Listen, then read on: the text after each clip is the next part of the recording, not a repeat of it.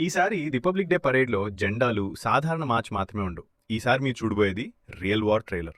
మొదటిసారి ఇండియా తన ఆర్మీని నిజమైన యుద్ధంలో ఎలా ఉంటుందో అచ్చంగా అలాగే చూపించబోతోంది. ముందుగా వస్తాయి శత్రువులకు ముందుగా కనిపించే వాహనాలు, డ్రోన్లు, మిసైళ్లు, పైనుంచి దాడి చేసే అటాక్ హెలికాప్టర్లు.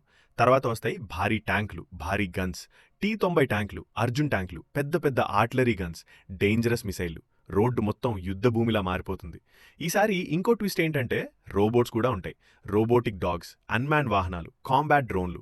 ఎందుకంటే ఇప్పుడు యుద్ధం సైనికులే కాదు, యంత్రాలు కూడా పోరాడతాయి. తర్వాత వస్తాయి లద్దాఖ్ గుర్రాలు, 2 మూపురాల ఒంటెలు. ఇది ఒక్కటే చెప్తుంది, ఇండియా ఎక్కడైనా పోరాడగలదు. పర్వతాలైనా, డెజర్ట్ అయినా, మంచైనా. చివరగా ఎలైట్ భైరవ్ కమాండో టీం.